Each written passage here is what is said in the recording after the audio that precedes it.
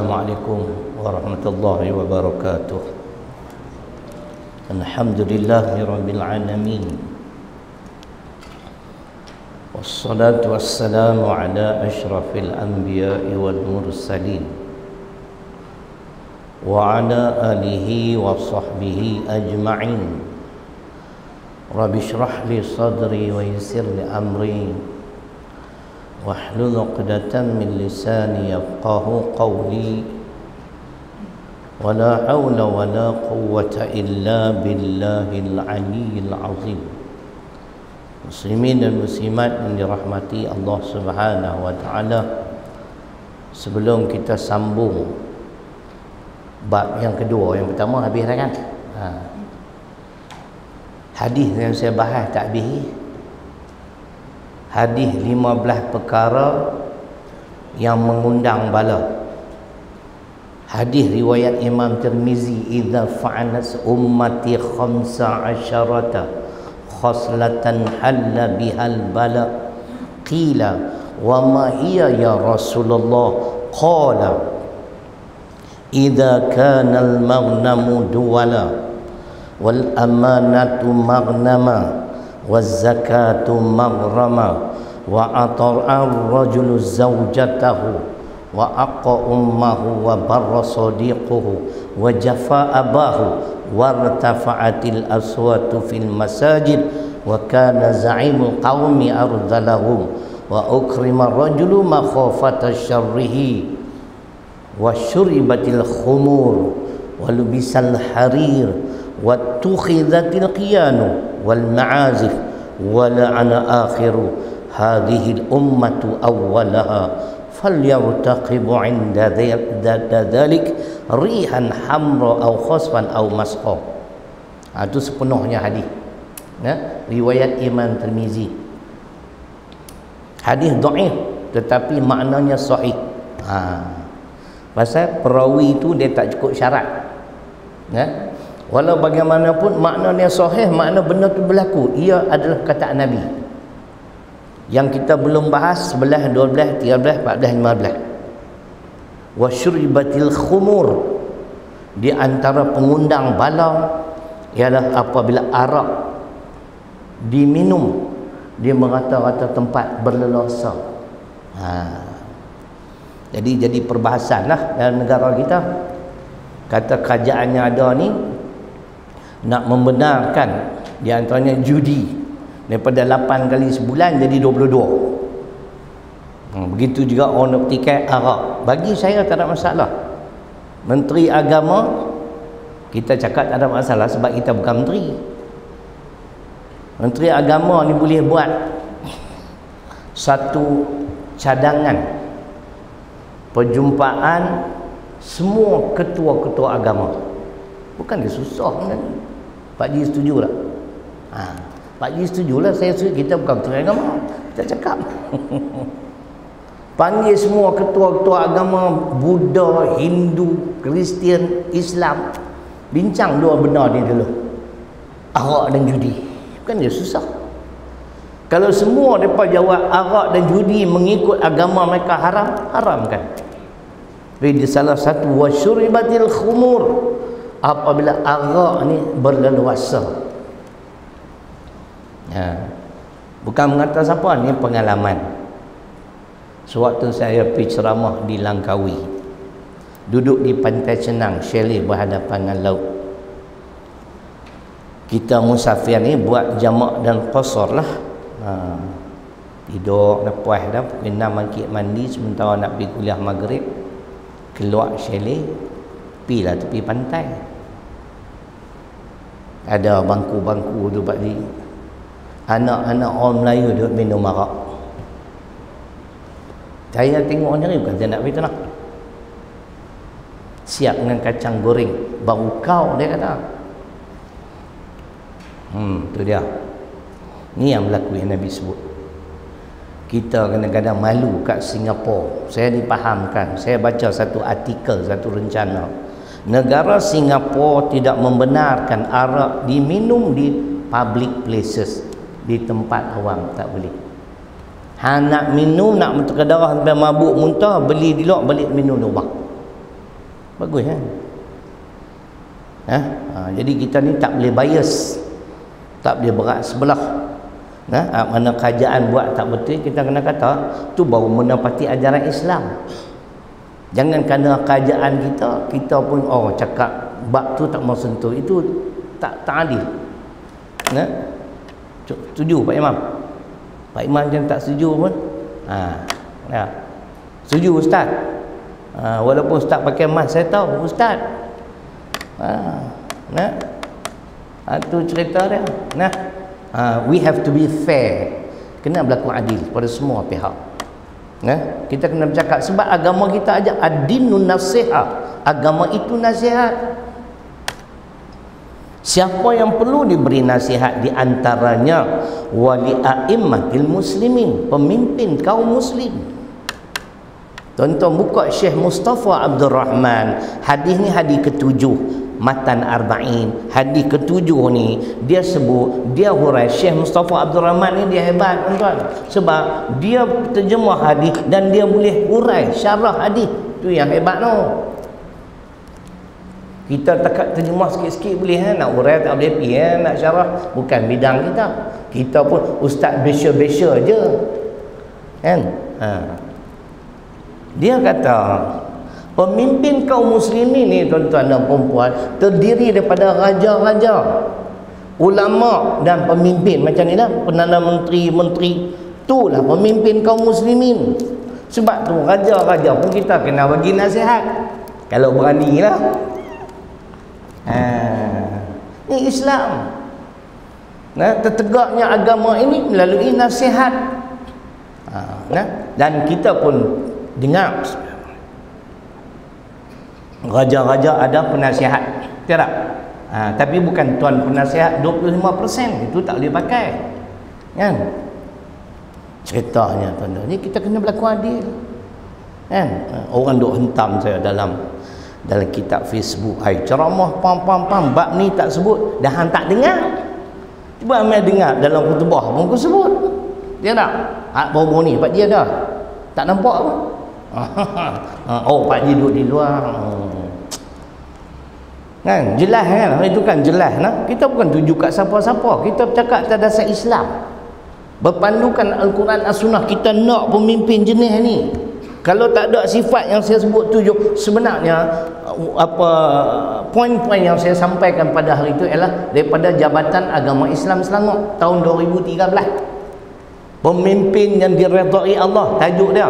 Saya sampai masjid tu awal baca-baca, bagus ni, minta kota imam bagi saya awal nak buat model khutbah, tapi saya ubah suai sikit lah. Buah ayat Quran, buah hadis bagi banyak sikit. Tu cerita dia. Ni baru kata adil. Jadi arak berleluasa itu yang mengundang bala. Walubisal harir, yakni orang lelaki pakai kain sutra, pakai sutra. Pagi Jumaat tu imam akan baca surah As-Sajdah dan surah Al-Insan. Tidak imam pagi-pagi Jumaat, esok pagi baca tak surah As-Sajdah, Al-Insan baca dua atau tinggal 3 sajadah. Dalam surah Al-Insan surah ke-76 ayat 12, cuba tuan-tuan cek, ada sini As-Sajdah, wa jazahum bima sabaru jannatan wa harira. Tu dia pakai sutra, sabar rasa.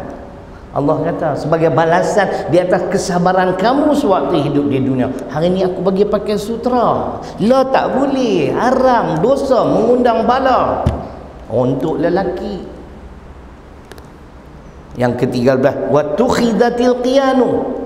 Ini semua mengundang bala. Apabila para artis-artis, penyanyi, pelakon disanjung-sanjung. 30 tahun dah saya berdakwah, tak dapat satu gelaran pun. Kotlah Datuk ke Datuk Seri, harap cucu ada 7 orang tu yang jadi Datuk kat tu. Patut bagi lama orang ni. Kita pun teringin juga nak bagi tuan-tuan bagi, Assalamualaikum Ustaz Datuk Seri. Kemat dengar. Dah mati dia pulun dibagi. Aduh, sanjung sangat, puja sangat para artis-artis ini. Wal ma'azif yang ke-14, muzik banyak dimain-mainkan. Hari ni nasyid tanpa muzik tak sedap ustaz. Betul tak? Tengok ustaz suka muzik lah tu. Tu dia angguk. Dia bila ada muzik baru syok kan. Kaki pun gedi je. Cuba main nasyid kosong lah. Tak boleh. Dia ada backup dia, yang panggil apa? Dia pada main muzik yang panggil apa? Lupa lah. Dia pasang lagu tu, dia menyanyi, tapi kat belakang tu pula panggil apa, mendatang apa lah, biar dia lah, tak ingat tak apa lah, bukan ada faedah apa. Muzik banyak dimain-mainkan. Yang ke-15, wala ana akhiru hadhihi ummatu awwalaha. Ni berlaku tuan-tuan. Siapa nak nafi? Walaupun dhaif, saya dah cakap dengan syekh ulama hadis di Yaman tentang hadis ni. Dia kata syekh betul ya dhaif, tapi apa yang Nabi sebut berlaku. Akhir zaman tuan-tuan, umat di akhir zaman melaknat, mengutuk, mencerca, menghina orang-orang terdahulu, di antaranya para sahabat. Buat Syiah ni cukup tak berkenan kat Sayyidina Abu Bakar, Umar dan juga Uthman. Sampai dalam satu video puak-puak Syiah di Iran ni, dia kata apa? Tengok pakai serban besar lah, besar bakui tu, buh jubah. Dia cakap Arab. Aisyah al-an finnar. Dia kata Aisyah ketika ini berada dalam neraka. Tu dia tuan-tuan. Tu. Jadi jangan nampak kata hina sahabatnya, salah. Hina ulama silam pun sama. Imam 4 mazhab tu taraf kekasih Allah. Bukan wali yang kita faham boleh terbang di udara, berjalan atas ayat. Dia orang Melayu punya fikir. Nah, ni kekasih Allah ni, Imam 4 ni. Tu pun jangan ada ustaz-ustaz kemas. Imam Asy-Syafi'i lemah di dalam bidang hadis. Kan? Macam dia tu kemas sangat. Nah, itu tuan-tuan bukan sekadar menghina. Kita bimbang hadis Bukhari kata apa? Hadis Bukhari kata apa? Man 'ada li waliyan faqad adantuhu bil harbi. Hadis riwayat Imam Bukhari. Siapa-siapa yang memusuhi para waliku, kekasihku, aku isytihar perang terhadapnya. Ayat Quran surah Yunus ayat 62-63. Nah, apa dia? Ala inna awliya Allah la khawfun alaihim wa la hum yahzanun alladzina amanu wa kanu yattaqun. Nak tahu cerita wali muslimat ni, ayat dia dalam Quran surah ke-10 surah Yunus ayat 62-63. Siapa dia wali? Tuan-tuan mungkin depan saya dah wali. Kalau ada syarat ni, apa dia? Ketahuilah sesungguhnya para kekasih Allah, wali Allah ni tidak ada ketakutan dan kedukacitaan terhadap mereka ataupun ke atas mereka. Siapa mereka? Alladzina amanu wa kanu yattaqun. Mereka terdiri pada hamba-hamba Allah yang beriman dan bertakwa. Tu wali. Kita belum tentu lagi. Wali walqa mungkin, wali pisau cakap. Kan? Wali nikah mungkin. Anak perempuan ada wali nikah. Dia kutuk berdengung, khususnya daripada attack Imam Asy-Syafi'i. Saya heran semua. Kita tengok video. Bukan saya kata, ulama-ulama hang tu saduk bangkitlah benda tu. Yang nak bangkit isu tu apa? Hang duk nampak Imam Asy-Syafi'i hang tu hebat sangatlah.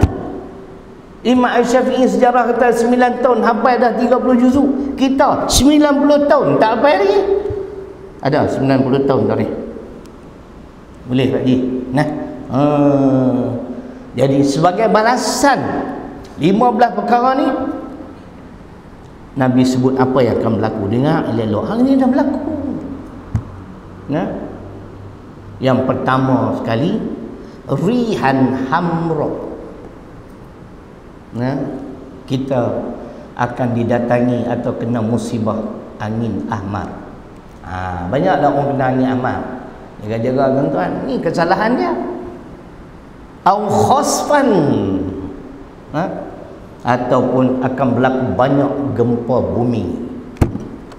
Au maskho, yang ni macam-macam dia punya huraian. Ada kata akan berlaku perubahan cuaca yang tidak menentu, ataupun setengah dia terjemah au maskho ni ialah umat Muhammad di akhir zaman akan ditukar rupa bentuk kepada kera dan babi.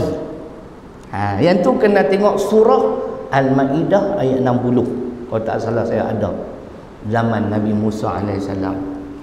Tapi yang pastinya belum ada lagi umat Muhammad di akhir zaman yang Allah tukar merupa kera dan babi. Perangai kera dan babi belum boleh. Habislah hadis tu, cukuplah sikit-sikit. Cerita dia begitu. 15 perkara yang mengundang bala bencana. Banyak sangat pun payah juga. Aku nak pakai cermin mata tak boleh. Masuk gunung, masuk kuning. Dah terbelit jam crank. Baik, kita baca sikit. Takat itulah, mudah-mudahan memberi manfaat pada kita bersama. Jadi pada malam ini tajuk dia tinggalkan riba. Hari ini tuan-tuan tak boleh bagi alasan, sebab sistem perbankan Islam ada di Malaysia. Zaman saya kerja dulu sungguh konvensional. Zaman saya kerja dulu tahun 1973 sampai saya berhenti kerja, resign tahun 1989. Sistem perbankan Islam baru nak mula sikit-sikit, dengan wujudnya bank Islam. Jadi ini di antara firman Allah Subhanahu Wa Taala surah Al-Baqarah 278-279 yang akan membahaskan tentang tajuk tinggalkan riba. Ya ayyuhalladzina amanu taqullaha wa dharu ma baqiya minar riba in kuntum mu'minin fa in lam taf'alu fa'dhanu biharbin minallahi wa rasulih wa in tubtum falakum ru'usu amwalikum la tazlimuna wa la tuzlamun. Maksudnya, wahai orang-orang yang beriman, bertakwalah kamu pada Allah dan tinggalkanlah jangan menuntut lagi saki baki riba yang masih ada pada orang yang berhutang dengan kamu, jika benar kamu orang-orang yang beriman. Nanti kita ceritalah pengalaman kita dulu. Pendapatan riba ni tak ada keberkatan. Oleh itu, kalau kamu tidak juga melakukan yakni perintah mengenai larangan riba itu, maka ketahuilah kamu akan adanya peperangan dari Allah dan Rasulnya, akibatnya kamu tidak akan selamat. Dan jika kamu bertaubat, maka hak kamu yang sebenarnya ialah modal asal kamu sahaja. Semua diajak oleh Islam. Kita duk tengkak gedebang seolah-olah kita tak yakin dengan Quran. Tuan-tuan dengar ayat ni, surah An-Nahli surah ke-16 di pertengahan ayat 89. Allah sebut wa nazzalna 'alaikal kitab tibyana likulli syai', dan kami turunkan Al-Quranul Karim untuk menjelaskan segala sesuatu. Tengok sampai dia habaq terperinci. Jangan duk makan dah riba ambil modal hang saja. Apa kata agama Islam tak sempurna ni? Ni baru riba lain pun sama lah. Tak ada dalam Quran, ada dalam hadis. Ada letih kita ni tuan-tuan, tak yakin dengan Quran hadis tu pun jangan. Kalau tanya nak masuk syurga, nak masuk. Kutlah syurga tu kita ada saham, 50%. Tak payah semayang Pak Haji, tak payah azan, duduk rumah relax, pegang remote control, tengok Astro, macam-macam ada. Ingat senang nak masuk syurga. Tak mau sedap-sedap ni saya baca 2 ayat tentang susahnya nak masuk syurga. Di antaranya Al-Baqarah 214. Am hasibatum an tadkhulul jannah wa lamma ya'tikum mathalul ladzina khalau min qablikum massashumul ba'sa wad-dara wazulzilu hatta yaqular rasul wal ladzina amanu ma'ahu mata nasrullah ala inna nasrullahi qarib. Al-Baqarah ayat 214. Ali Imran 142. Dia tekali, jangan duk tekan nombor ekor pula. Dia kata cantik kan, 214 142 kan. Am hasibatum an tadkhulul jannah walamma ya'lamillahu alladhina jahadu minkum wa ya'lamas sabirin. Tuan-tuan boleh tengok, bukan senang nak masuk syurga. Boleh buat dia no? Jadi sebelum saya terlupa, selamat menyambut PKP. 2 minggu ustaz pun kena rehat, duduk di rumah pegang tasbih sak bola pimpong. Saya tak apa, saya ada sekolah boleh pergi jenguk-jenguk lah, jadi tak boring kat lah. Dan insyaAllah saya akan buat live kuliah duha setiap pagi selama 2 minggu ni insyaAllah. Tuan-tuan masuk Tahfiz Mutmainnah Facebook boleh. Mungkin saya akan ubah sikit waktu dia. Selama ni kita buat 10-11, kan saya nak buat awal sikit 9:30 sampai 10:30. Tuan-tuan boleh tengok lah. Dah tak masjid pun tak boleh main. Semayang pun 5 orang. Dia letih. Nak buat macam mana? Baru-baru ni saya singgah semayang di sebuah qaryah di Sungai Petani. Dia melawak macam, ustaz bukan orang sini, tak boleh masuk. Bukan anak Korea lah. Aku orang Sungai Petani, hantar lah. Jangan duduk lak kan. Strict macam tu. Yang syok, kunci sebab pintu. Kita kalau nak balik awal, habis-habis bersalam, doa-doa semayang syak, keluar tak dia keluar, kunci pintu. Kena tunggu koron pula, bawa main kunci tu dia. Sorongkoi. Tak salah strict sangat. Masjid ni best. Tempat pagar pun tak ada. Pitik dinding pun tak ada. Cukup cantik Ada hilang barang-barang ni. Hampa ni memang wali lah. Tu tak hilang. Hak duk kunci tu lah nak hilang. Hampa tunggulah. Kan? Itu cerita dia. Janganlah strict sangat sampai aduh letih dah. Orang ke-41 tu lari ustaz. Sampai orang ke-41 dia kata nampak itu pintu besar, get out. Kecewa kan tu. Kalau dia pergi terjun jambatan macam kecewa kerana tak boleh semayang. Dah siapa nak cek gunalah discretion sikit, budi bicara. Jangan strict sangat. Tak dia ini soal ibadah. Nanti cakap banyak-banyak orang kata kita anti kerajaan lah. Kan? Tak apalah, benda baik. Kita nak jaga masyarakat, nak jaga rakyat supaya tidak terdedah pada pandemik COVID-19 ni. Penjarakan tak betul lah. Saya setuju. Walaupun ada yang tak setuju. Banyak yang tak setuju tuan-tuan. Saya bab-bab tu saya tak apa nak pergi. Janji aku semayang, dia belunguk lagi tak semayang. Tu esok saya tak pergi semayang Jumaat. Kenapa? Boleh semayang cepat sikit habis.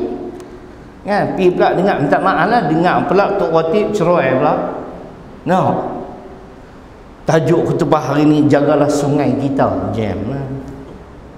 Tidur lah jawabnya. Dia kena macam Jumaat lepas tu, baru terbeliak sikit. Pemimpin yang diredai Allah sesat. Macam mana pasal apa orang boleh jadi sesat? Quran hadis. Tu imam itu saya tengok tak tidur hari tu, cuma pejam mata ya. Khusyuk kan. Tu saya kata kat Umar, esok kita semayang 2 Zuhur. Dia buat syarat 50. Berebut tuan-tuan, warung sungguh tahun semayang Jumaat tu dia main awal. Ngaji tak mau, tu yang saya pelik. Esok pagi surah sejadah tu dia main. Tata tu imam sangkut pula. Tu imam tukar, tak ada nak habis surah sejadah, dia baca inna a'tayna. Maki hamba mampu tu imam tu. Silat-silat dia petition tu kat pejabat agama, pecat imam ni. Surah sejadah pun dia tak ingat. Ingat anak Dia kata sejadah aku bawa kata. punya berebut. Buatlah dalam surah Sajadah, surah Al-Insan, macam-macam ayat Quran tentang pemimpin. Masya Allah. Tu imam no. Boleh cara ni boleh. Boleh guna sikit-sikit. Allah ustaz besya-besya je. Baik. Itu di antaranya. Jadi dia kata lagi di sini, kita tengok huraian.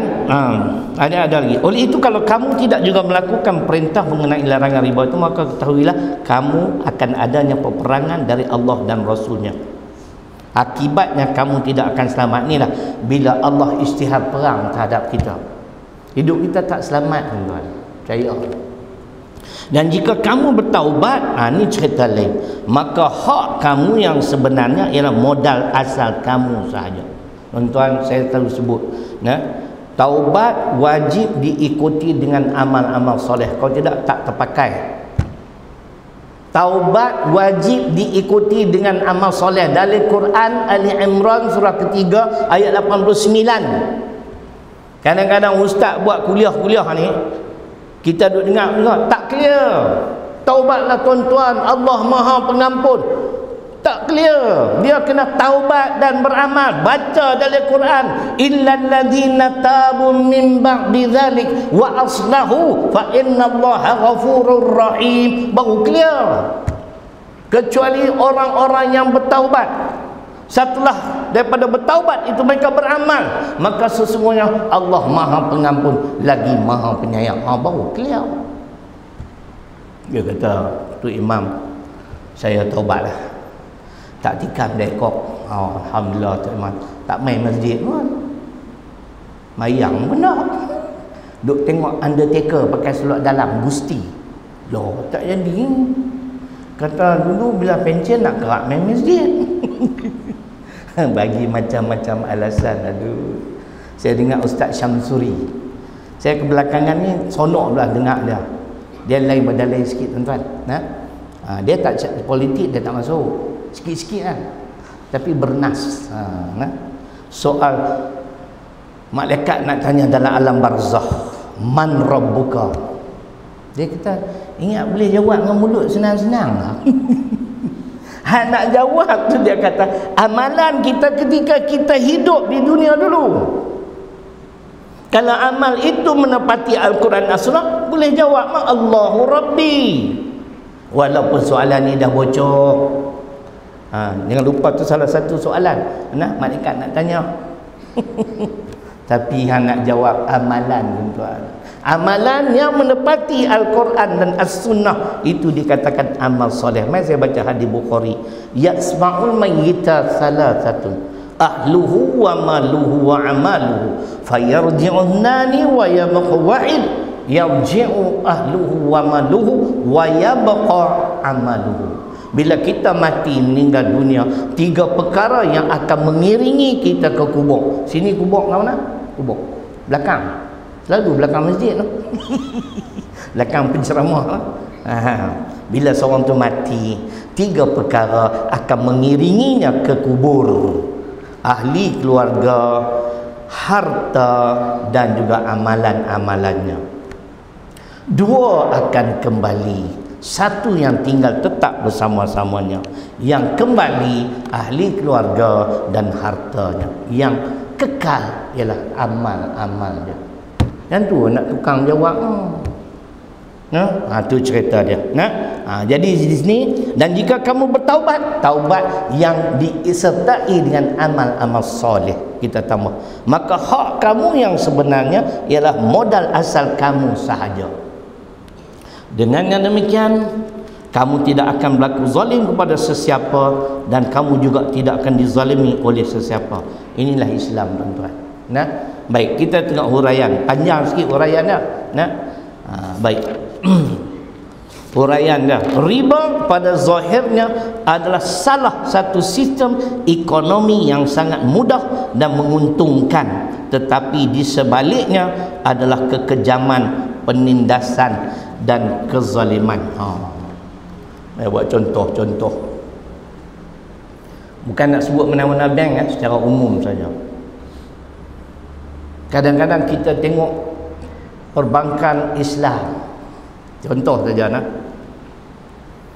Kita pun pergi belilah rumah, ambil housing loan, hutang 100,000, bayar balik 220,000. Tu dia.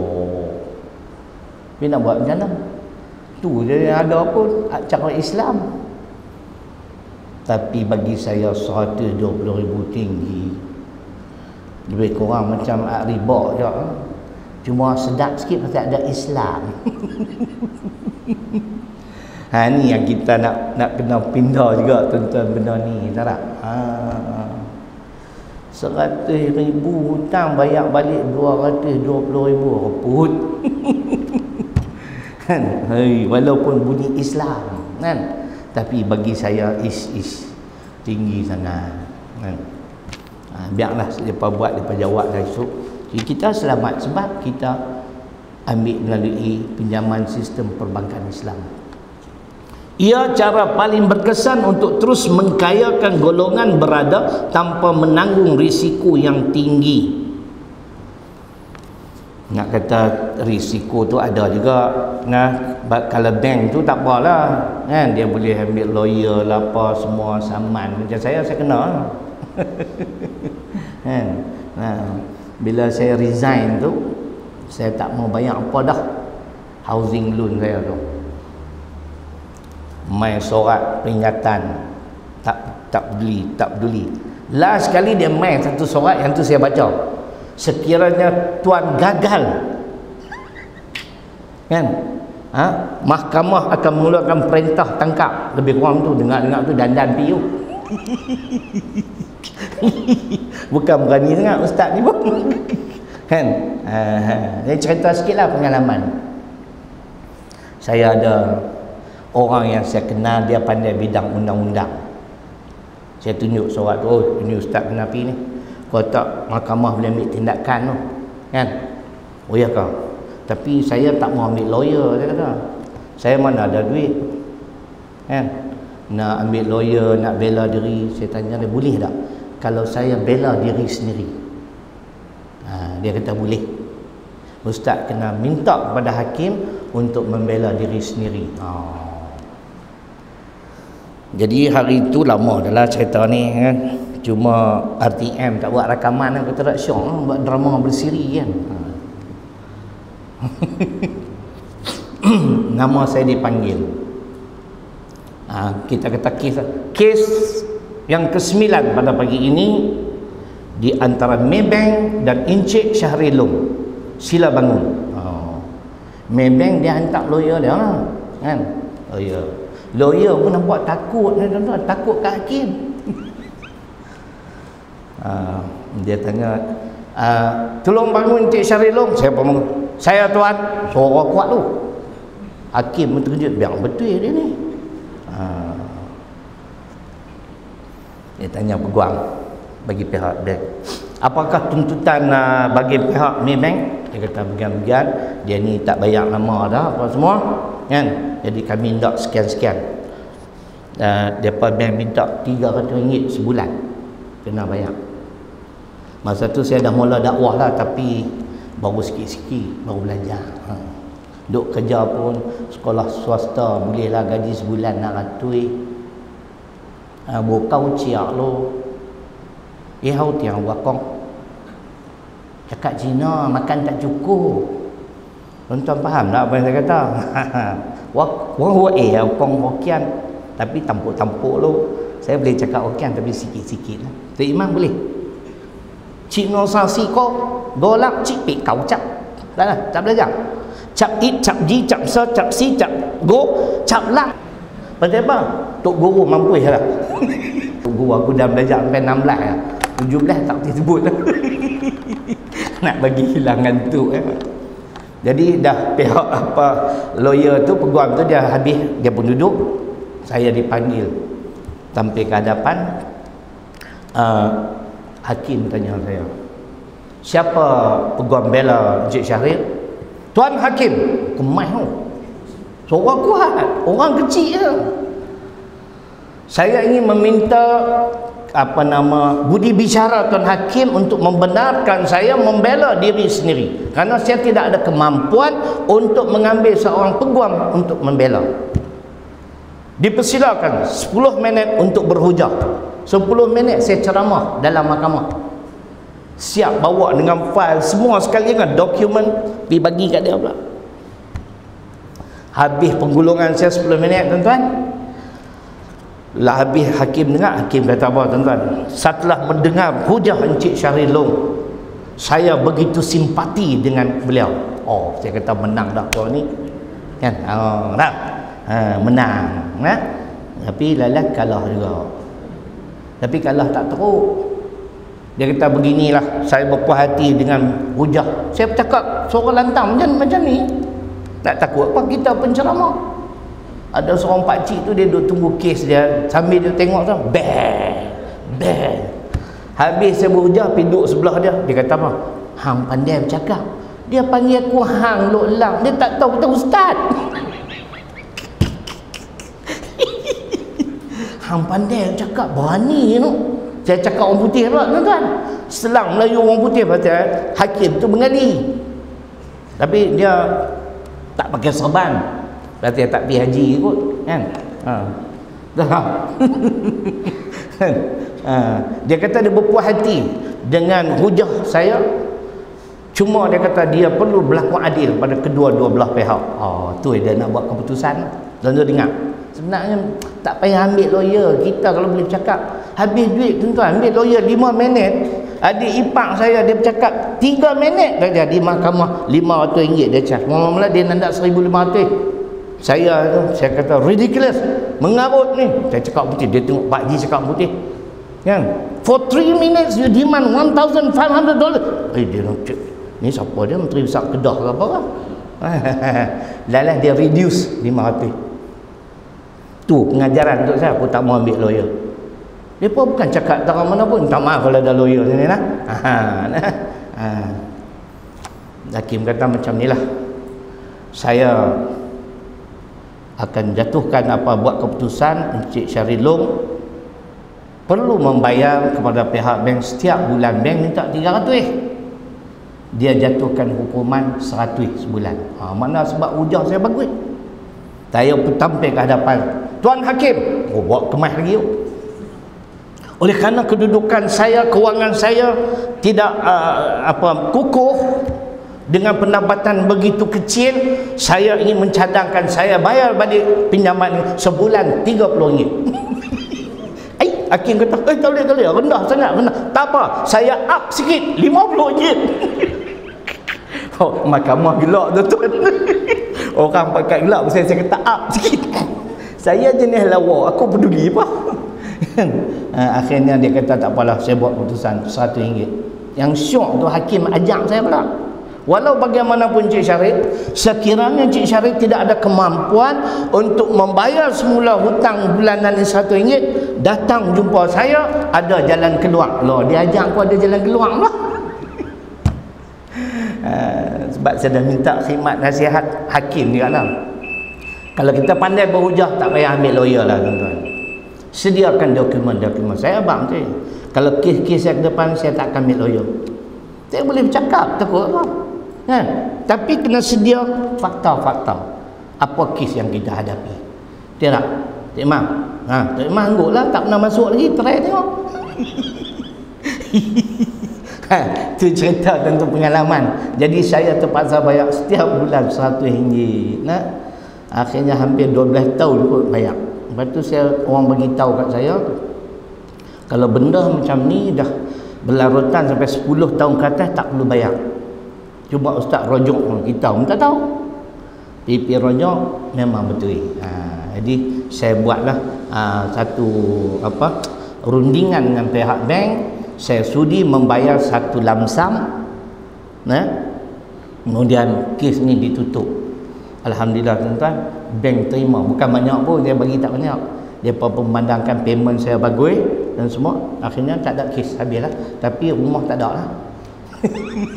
Rumah tak ada tuan-tuan. Sistem riba. Kita duduk 5 tahun dah bayar RM40,000. Tengok hutang tu banyak tu lagi. Jujur tu kata riba. Jadi ceritanya tuan-tuan, elaklah pinjaman riba ni. Baik. Jadi dia kata di sini, dengan riba yang ditambah ke atas hutang dan pinjaman, pemiutang hanya perlu menunggu tarikh yang ditetapkan untuk mengaut keuntungan tanpa sebarang usaha. Lah ni kalau tak pi kat bank, dia ada lagi pi kat alung. Tu yang saya marah, pi bubuh long, apa nama pak aku long, pi kat alung. Kan? Tapi risiko tinggi. Ini berlaku di Selangor, tuan-tuan. Alung mai cari sampai di rumah. Ugut tu di Selangor. Tu. Jadi kawan yang kena ugut tu cari. Saya punya bodyguard di Selangor, ada seorang bodyguard. Dia ni kemas, tuan-tuan. 4 orang lawan dengan dia. Tak boleh makan cekak. Tu baru dia, belum saya lagi. Baru bodyguard Dia bodyguard saya 20 tahun. Kami pergi ceramah Selangor, mana-mana, luar negeri, semua dengan dia lah. Dia kata dia pergi settle alung tu, tengok dia risau kan. Pasal dia ni orang kenal lah, kaki tabur orang. Kan? Tapi dia khidmat saya 20 tahun, tuan-tuan. Tapi rezeki dia, Masya Allah, berkat kono, bawa ustaz berdakwah. Hari ni dia dapat satu projek yang cukup besar. Saya pun tak sangka. Kalau projek dia dah mula berjalan, kalau berjaya, tuan-tuan, dia akan jadi jutawan. Saya kata hang tu, rezeki hang tu. Sebelum ni dia memang susah. Mula-mula saya kenal dia seorang baling. 20 tahun dia duk bawa saya ke Hulu Keliak. Semualah satu Malaysia kecuali utara. Johor, Sembilan, Terengganu, semua pindah kereta dia. Dia dapat projek cukup besar. Dia ni jenis rahsia sikit. Walaupun dia kawan dengan saya lama, dia tak pernah cerita kata dia dapat. Ni duk tengah buat projek ni lah. Rezeki dia lah. Jadi makna dia pun kata memang semua ustaz, jangan duk ambil dengan lu. Dia main ugut tu. Lu tak boleh bayar, lu kasih dia punya anak sama saya. Korang ajak tu. Jadi kawan tu pun tak tahan, pergi cari kau ni ya. Ada apa hal? Dia tengok bodyguard saya kumat. Apa hal? Ada tara ini dia hutang juga, tara bayar juga. Itu belum saya pergi lagi kan. Kalau saya pergi lencun seluar dia apa kan. Tak saya cari pasal lah, tuan-tuan. Dengan riba-riba ni. Zaman-zaman dulu, zaman saya kerja bank tu, ada seorang Cina. Hari ni dia jutawan. Dia adalah money lender. Kalau dulu peringkat awal dulu Cati kan. Cik Imam, kenal tak Cati? Loh, tak kenal no. Dia pakai semua putih. Baju putih, kain putih, lebih kurang macam ihram lah. Kan? Duduk meja kecil. Meja macam ni lebih besar sikit lah. Tulis tu kayu apa. Kita bagi geran tanah lah apa semua. Aduh. Akhirnya hilang macam tu lah. Ada cara Islam, cari cara Islam lah, tuan-tuan. Buat apa? Baru ni kawan tu kata, saya terdesak ustaz, macam mana? Terpaksa ambil riba. Dia kata tak boleh. Jawabnya memang tak boleh. Walau bagaimanapun kamu perlu ikhtiar dan usaha bayar secepat mungkin. Dia kata tak ada jalan lain. Kan? Nak pergi merompak pun tak boleh lah. Ambil sistem riba. Sebab ada pandangan, kalau betul darurat, diharuskan, bukan haruskan, darurat betul-betul, tapi kena ikhtiar bayar cepat-cepat, tak mau terlibat dengan riba. Tapi kalau saya tak usah duk ambil, hidup tak barokah, tuan-tuan. Dia kata saya dah tak ada jalan lain ustaz. Kan? Dia tak kata kalau ni tak boleh ustaz, saya hutang kat ustaz lagi jam. Kan? Ustaz kata 20%. Persen-persen ni semua riba, tuan-tuan. Dalam Islam bila kita berhutang, orang yang bagi hutang tu tak boleh letakkan hutang 1,000 bayar balik, tak boleh. Orang yang hutang tu masa habis bayar 1,000, dia fikir lah kawan ni telah bantu dia meringankan beban dah. Okey, ni hutang 1,000 ini 200 ambil lah, beli dari yang mesangking apa. Boleh. Kalau habang awal-awal hutang 1,000 bayar balik 1,100 tu riba. Jaga-jaga sikit sebab tu tuan-tuan, elaklah benda-benda ni. Dulu-dulu belum ada sistem perbankan Islam, kaki tangan kerajaan semua ambil housing loan, tidak? Riba dah tu, riba. Bila dah diperkenalkan sistem perbankan Islam, apa dia buat? Kawan saya, Cikgu Kuala Ketir, dia pergi Kementerian Kewangan. Dia pergi bagi nama dia, lepas semak harga rumah dia beli dulu berapa dengan keuntungan riba, dia akad lain. Saya beli rumah ni dengan harga 1,000 hutang, tak kena dah riba. Boleh faham tak? Lebih kurang tu lah. Ramai cikgu-cikgu semua pergi Kementerian Kewangan, pergi akad cara Islam. Kita macam beli motor lah tuan-tuan. Hutang 5,000, tunai 4,000. Kita nak beli hutang. Tuan-tuan tanya awal lah, saya pun buka arif sangat. Kita beli dengan harga 5,000 hutang, kita akad dengan dia. Katalah Cina tu nama Guan Eng kan. Saya ingat nama tu, dia tak pernah ingat. Guan Eng lah. Ini saya beli ni motor dengan harga RM5,000 hutang. InsyaAllah tak kena riba. Dia tanya orang lain lah. Itu saya belajar sebab tu saya duduk di Pondok Lanai. Tok Guru kata macam tu.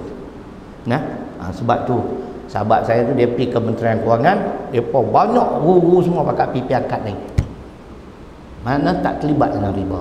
Ni dia habaknya hutang 1,000 bayar balik 200,000.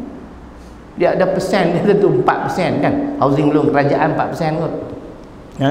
Jadi elak benda ni tuan-tuan, sebab memang hidup tak ada barakah. Saya sendiri melaluinya. Memang tak ada barakah, betul. Sampai satu tahap tuan-tuan, wang simpanan saya hanya tinggal beberapa ratus saja setelah saya resign. 7 tahun kemudian tengok-tengok tak ada apa, tak barakah. Saya pun kecut nak tu. Aku nak buat macam mana ni kan? Anak kecil-kecil lagi. Tapi Allah bagi ilham, bagian. Alhamdulillah.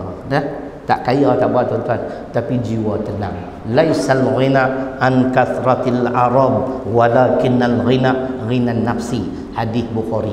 Bukanlah kaya itu dengan memiliki harta benda yang banyak, tetapi kekayaan sebenar kaya jiwa. Jiwa yang masa cukup, jiwa yang masa puas. Alhamdulillah. Tu cerita dia. Baik. Dekat sejam dah. Dia tak boleh lama-lama kuliah ni. Sekejap lagi semua jadi mata Jepun. Tahu mata Jepun? Halui. Kalau ustaz mata halui, jam. Ustaz pasti dia mengajar. Kata dia boleh nak. Bukan lena, kosong. Dengan riba yang ditambah ke atas hutang dan pinjaman, pemiutang hanya perlu menunggu tarikh yang ditetapkan untuk mengauk keuntungan tanpa sebarang usaha. Tuan-tuan tengok, siapa yang mula memperkenalkan pajak gadai Islam? Kalau tak salah saya, Kerajaan Kelantan kot. Pajak gadai Islam. Tuan-tuan tengok macam mana cara Islam cukup bagus. Contohlah kita pergi gadai gelang isteri kita, gelang donat. Bukan donat buah mulut, buah di tangan kan, gelang donat. Pi nak buat pinjaman 10,000 kan. Emas pun berat kan, ada berapa kilo tu. Ini memang boleh bagi 10,000. Contoh saja, katalah pinjaman 6 bulan. Sampai tarikh kita tak boleh nak bayar. Dia extend 3 bulan. Tapi dia bukan kena riba, service charge perkhidmatan. Taklah. Kemudian sampai 3 bulan pun tak boleh. Jadi kita kena pergi, saya tak mampu bayar. Tuan-tuan tengok sistem Islam. Dia ambil emas kita tu, dia kali dengan harga semasa. Kan? Berapa gram? Katalah 1 gram ke? Kali harga semasa. Dengan harga semasa, katalah 15,000. Kita pinjam 5,000 saja. Saya dipahamkan macam tu. Jadi tuan-tuan, dia ambil kita hutang saja. Service charge dia ambil lah, perkhidmatan kan. Dia bagi balik kita 5,000. Walaupun gelang donat kita dah tak ada, kita boleh beli apa dia? Telinga Hindu kecil tu. Kan? Ganti dengan telinga Hindu pula kan. Beli satu. Itu pergi gadai pula. Kalau kapiak ni, konvensional lelak tak? Lelak zalim lah. Saya tak tahu lah perkiraannya, tapi lebih kurang macam tu dia cerita. Dia extend 3 bulan, dia hanya kenakan cas perkhidmatan. Mungkin keuntungan dia kira macam mana, saya tak pasti. Tapi tak hilang barang kita. Kita dapat balik, dia nilai barang yang kita sandak tak ada dengan harga semasa. Masya Allah. Bagus tak Islam? Jadi tuan-tuan, ni cerita dia. Jadi dia kata di sini, sedangkan orang yang berhutang terus dibebani dengan kepayahan untuk membayar hutang dan lebihannya yang dinamakan riba. Dia buat contoh ni, tuan-tuan tengoklah. Riba adalah tambahan yang diisyaratkan di dalam akad ke atas perkara tertentu yang lebih menjurus kepada terlebih pada sesuatu, iaitu dalam hutang. Contoh, beri 1,000 minta bayar balik 1,100. Tu yang kata macam dah abang siap-siap lah. Dia sebab dalam Islam dia ada qadar hasan. Orang yang pinjam 1,000 tu kena fikir sendiri lah, kawan tu dah bagi pinjam kan, kawan tu pun tak sebut hang bayar 1,000 balik sudah lah kan, tak terlibat riba, hang uluk-uluk lah sikit kan, 100 ke kan, 50 ke. Dia kata maka 100 adalah riba sama ada rasa tertindas atau tidak rasa tertindas. Pasal habang dah siap-siap hutang 1,000 bayar balik 1,100 tu. Macam beli motor tadi kan, hutang banyak ni, tunai banyak ni. Jam. Bayaran secara bertangguh, contoh perlu bayar 2,000 dalam masa 5 bulan, si penghutang tidak membayar dalam jangka masa tersebut, lalu si pemberi hutang beri tangguh dengan dikenakan syarat dari 2,000 menjadi 2,050 kerana kelewatan membayar RM50 itu adalah riba. Saya tak pastilah yang tadi saya sebut apa nama pajak gadai Islam kan, tapi tak ada riba tuan-tuan. Sebab kita tak pernah gadai. Nak gadai apa? Barang tak ada. Nak pergi gadai apa? Benda tak ada. Yang ketiga, riba dalam pertukaran barang dengan barang. Terdapat 6 jenis barang. Tukar emas lama 2 gram dengan emas baru 3 gram. Tu pun dia kata riba. Yang ni saya pernah dengar apa Ustaz Zaidul sebut. Jika ada pertambahan atau pengurangan maka ia adalah riba. Itu dia. Susah tuan-tuan. Jadi elaklah benda ni. Tuan-tuan tanyalah yang lain yang lebih arif tentang ni. Allah Subhanahu wa taala memerintahkan kepada orang yang beriman agar meninggalkan riba. Bahkan Allah Subhanahu wa taala mengisytiharkan perang ke atas orang yang masih berterusan mengamalkan riba dalam urusan kewangan mereka. Maksud perang di sini ialah hilangnya keberkatan. Ini tuan betul. Tak ada barakah hidup saya dulu. Tapi syukurlah saya sempat taubat nasuha. Ya ayyuhalladzina amanu tubu ila Allahi taubatan nasuha. Syukur Allah bagi kesempatan. Saya resign, saya letak jawatan, saya mengadu pada Allah. Aku nak melakukan perubahan dalam kehidupanku ya Allah. Aku memohon pimpinan petunjukmu ya Allah supaya aku menjadi seorang hamba yang baik. Jadi dia gerak hati saya pergi masuk pondok Lanai. Jumpa Tuan Guru Haji Omar Zuhdi, seorang alim yang cukup warak. Berkat tu lah saya berjumpa dia tuan-tuan. Tuan-tuan bayangkan tengok orang yang duduk di pondok Lanai punya lama 15 tahun, 20 tahun, Tok Guru tak pi rumah dia. Saya baru duduk 6 bulan dia mai rumah saya. Rupanya mai tu tuan-tuan dia ada kira cara. Setengah kata Tok Guru Umar Zuhdi ni memang wali. Orang yang zuhud, ilmu dia Masya Allah, amalannya. Pagi tu dia sembang, anak-anak saya tak bangkit tidur ke, duduk dalam kelambu. Saya ingat ni, saya beli goreng pisang, minum kopi. Sembang tanya sebab hukum agama. Dia pun baru nak kenal saya daripada mana dulu, kenapa berhenti. Sejam tuan-tuan. Oh, jadi heboh, jadi bualan orang di pondok. Macam mana Tok Guru boleh pergi rumah dia? Tok Guru tu tarah wali, yang ni anak wali. Yang tu boleh tak tahu. Rupanya Tok Guru nak bagi kat saya satu benda tuan-tuan. Yang ni tak boleh abang. Siapa nak tahu bayar RM100. Hampa semua nak free. There's nothing free in this world. Dia pesan kat saya 2 tuan-tuan. Saya nak pesan kat awak, dia kata. Dia dah turun lah anak tangga yang kedua. Pondok tu pun pondok Allah dhaif lah ya, orang mengaji. Dia pijak anak tangga yang kedua, dia beralih, dia tengok muka saya. Saya nak pesan kat awak 2 perkara, awak buat insya-Allah. Apa dia tuan-tuan? Pertama dia suruh zikir, kena zikir. Yang kedua selawat, insya-Allah dia balik. Tu saya pesannya. Jadi tuan-tuan tak usah tanyalah ustaz buat ke tak. Kan? Tapi bila kita mula amal ni tuan-tuan, memang Tuhan tunjuk. Memang Tuhan tunjuk. Keberkatan walaupun kita tak ada pendapatan tetap harian, bulanan, tapi hidup kita ada barakah. Apatah lagi saya yakin dan percaya kerana kita buat kerja agama. Kereta saya tuan-tuan, walaupun second hand saya beli baru, tak pernah rosak. Tu kata barakah. Pi rosak betul depan rumah pomen tu. Pomen renyah sampai ke telinga. Dia kata dapat pula duit hari ni, sembelih pula ustaz. Kan? Tu kata barakah, kita boleh rasa tuan-tuan. Tapi yang saya nampak sangat, yang betul jelas, 6 kali saya pergi Mekah tuan-tuan. 2 kali haji, 4 kali umrah. Ustaz berapa kali lah? Berapa kali? Pergi Mekah. Mana duk kira banyak tu? Sebelah tangan. 4 kali cerai Haji buat haji. Tu kata barakah. Saya syukur pada Allah. Tiap kali saya sampai ke Masjidil Haram, saya menangis. Sebab kita recall balik dulu-dulu, ya Allah, aku banyak buat silap, tapi hang terima aku lagi sebagai tetamu hang, ya Allah. Tuan, 6 kali bukan senang. Isteri saya pun 6 kali. Tu dia kata apa? Isteri saya setia dengan saya. Tu yang saya sayang bela. Dia bagi sokongan, dokongan buat kerja dakwah. Cuma satu bukan dia tak bagi, nak kahwin seorang lagi.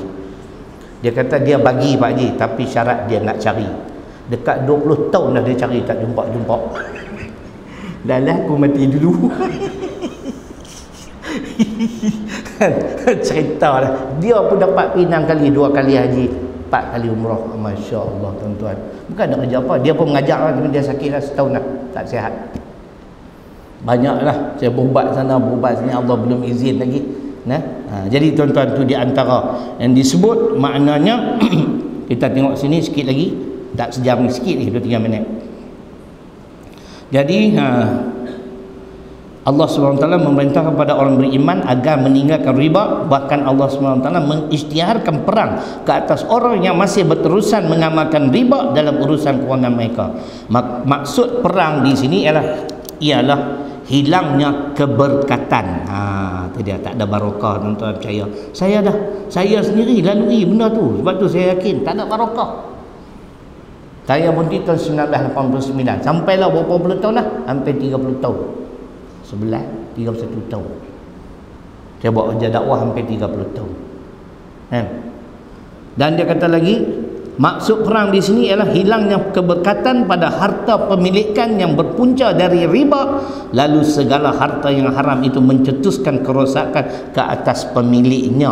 Ni dia rujuk kitab tafsir Al-Kabir, jilid pertama aku, muka surat 88. Itulah tuan-tuan, di antaranya makna musibah yang bakal menimpa sesiapa yang melibatkan diri dengan riba.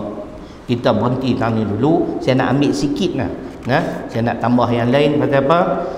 Esok kita nak mula sambut PKP. Saya tak mau duk bahas lah benda ni macam-macam ni, perkataan ni semua bohong semua. Macam-macam duk hantar kat saya. Tapi saya tak pernah cakap dalam kuliah benda-benda. Saya terima seadanya. Cuma saya nak abang benda yang mudah tuan-tuan, yang Nabi ajar kat kita. Kita semua takut dengan wabak ni. Sampai nak salam pun tak berani. Punya takut nak mati. Takut mati, kan? Saya salam juga. Sampai kena pakai sanitizer, kan? Saya apa nak pakai apa?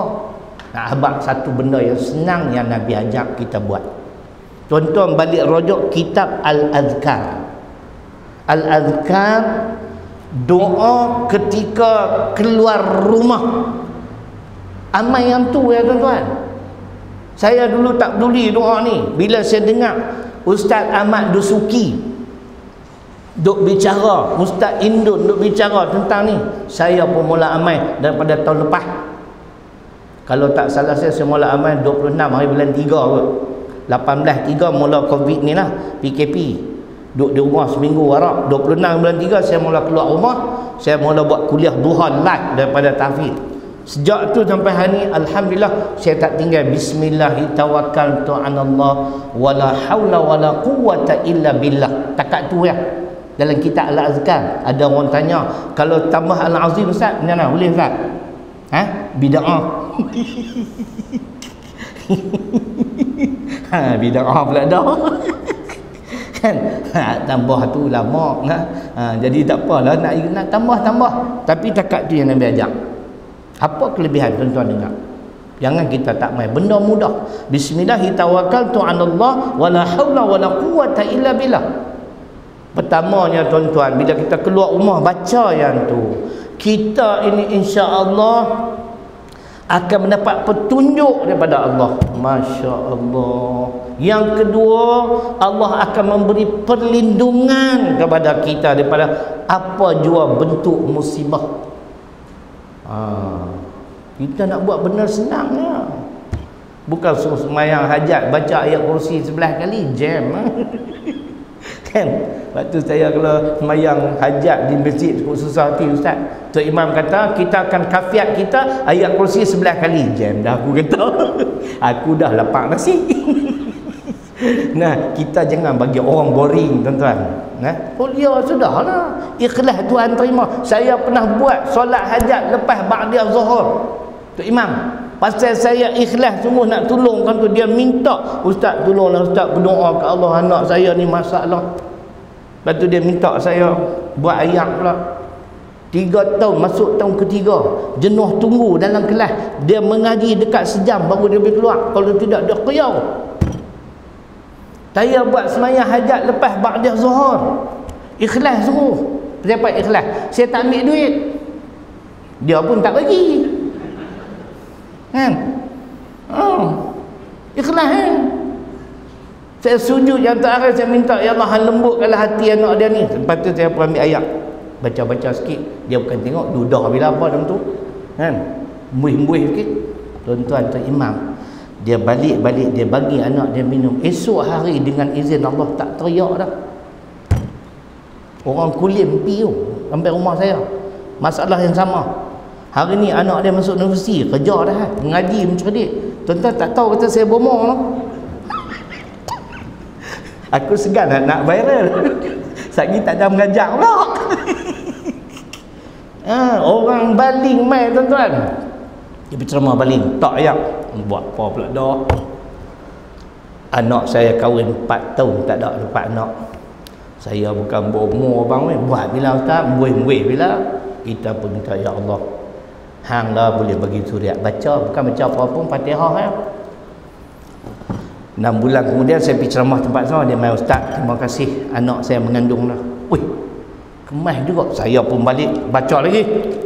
Pasal menantu saya 15 tahun tak beranak. Dia minum dekat 10,000 galen tak beranak-beranak sampai lah. Apa punya nasib. Buat kat orang Allah izin, buat kat menantu sendiri tak izin. Itu kata kita bukan ada kuasa apa. Nah, jadi tuan-tuan, Allah akan bagi pelindungan kepada kita supaya kita tidak terlibat dengan musibah. Yang ketiga, Allah kurniakan kecukupan, khususnya orang yang keluar nak cari rezeki ke apa ke, dia ni makan gaji memang ada tetap lah. Orang bisnes cuba amal yang tu insya-Allah. Allah akan cukupkan keperluannya. Yang keempat tuan-tuan, kelebihan baca yang tu ya. Syaitan tak mampu nak menggoda kita. Allahu Akbar tuan-tuan. Syaitan memang kerja nak bagi kita lingkup. Baca tu. Mudah-mudahan kita semua dijauhi daripada COVID-19 ni. InsyaAllah.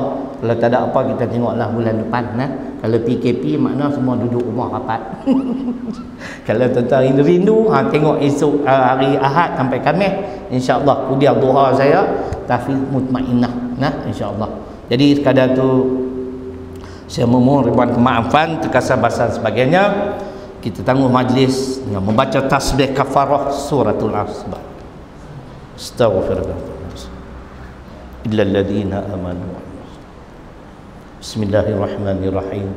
Alhamdulillahirabbil alamin. Wassalatu wassalamu ala asyrafil anbiya'i wal mursalin. وعلى آله وصحبه أجمعين. اللهم اغفر لنا ذنوبنا ولوالدينا وارحمهما كما ربيانا صغيرا. اللهم فقهنا في الدين وعلمنا التأويل. ربنا آتنا في الدنيا حسنة وفي الآخرة حسنة وقنا عذاب النار والحمد لله رب العالمين.